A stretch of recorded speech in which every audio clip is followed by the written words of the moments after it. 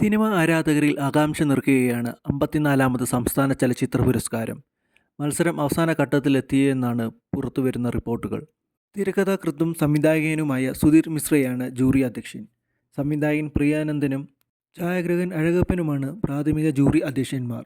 സംവിധായകൻ ലിജോ ജോസ് പെല്ലിശ്ശേരി, എഴുത്തുകാരൻ NS മാധവൻ, നടി ആൻ അഗസ്റ്റിൻ, സംഗീത സംവിധായകൻ ശ്രീവത്സൻ ജെ മേനോൻ എന്നിവരാണ് മുഖ്യ ജൂറിയിലെ മറ്റംഗങ്ങൾ. ആദ്യഘട്ടത്തിൽ 150-ലേറെ സിനിമകൾ ഉണ്ടായിരുന്നെങ്കിലും രണ്ടാം ഘട്ടത്തിൽ 50-ൽ താഴെയായി ചുരുങ്ങി. കഴിഞ്ഞ രാജ്യാന്തര ചലച്ചിത്രമേളയിൽ പ്രദർശിപ്പിച്ച ചിത്രങ്ങളെയും മത്സരത്തിൽ പരിഗണിച്ചിട്ടുണ്ട്. കഴക്കൂട്ടത്തെ ചലച്ചിത്ര അക്കാദമിയുടെ ആസ്ഥാന മന്ദിരത്തിലെ 2 തിയേറ്ററുകളായാണ് സ്ക്രീനിംഗ് പുരോഗമിക്കുന്നത്. അന്തിമ പട്ടികയിലെത്തിയ ചിത്രങ്ങളുടെ സ്ക്രീനിംഗ് പൂർത്തിയാക്കി ആഗസ്റ്റ് 16-ന് പുരസ്കാരം പ്രഖ്യാപിക്കുമെന്നാണ് വിവരം.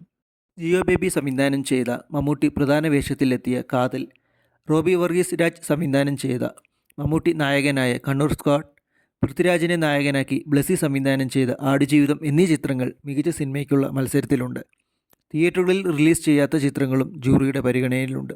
അതുകൊണ്ട് തന്നെ മികച്ച സിനിമ, സംവിധായകൻ എന്നിവ തിരഞ്ഞെടുക്കുന്നതിൽ ചൂടുപിടിച്ച ചർച്ചയാണ് നടക്കുന്നത് എന്നാണ് റിപ്പോർട്ട്. മികച്ച നടനുള്ള അവാർഡിന് കണ്ണൂർ സ്ക്വാഡിലെയും കാതലിലെയും പ്രകടനത്തിന് മമ്മൂട്ടിയും ആടുജീവിതത്തിലെ അഭിനയത്തിന് പൃഥ്വിരാജും തമ്മിൽ കടുത്ത മത്സരം നടക്കുമെന്നാണ് റിപ്പോർട്ടുകൾ.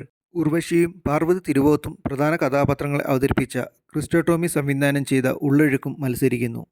കഴിഞ്ഞ തവണ നൻപകൽ നേരത്ത് മയക്കം എന്ന ചിത്രത്തിലെ അഭിനയത്തിലൂടെ മികച്ച നടനുള്ള അവാർഡ് മമ്മൂട്ടി കരസ്ഥമാക്കിയിരുന്നു.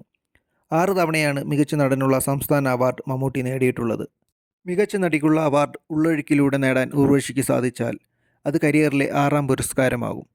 മഴവിൽ കാവടി, വർത്തമാനകാലം, തലയണ മന്ത്രം, കടിഞ്ഞൂൽ കല്യാണം, കാക്കത്തൊള്ളായിരം, ഭരതം, മുഖചിത്രം, കഴകം, മധുചന്ദ്രലേഖ എന്നീ സിനിമകളിലെ അഭിനയത്തിനാണ് നേരത്തെ അവാർഡ് ലഭിച്ചിട്ടുള്ളത്. വാസ്തവം, സെല്ലുലോയിഡ് എന്നീ ചിത്രങ്ങളിലെ അഭിനയത്തിന് മികച്ച നടനുള്ള പുരസ്കാരം പൃഥ്വിരാജ് 2 പ്രാവശ്യം കരസ്ഥമാക്കിയിട്ടുണ്ട്.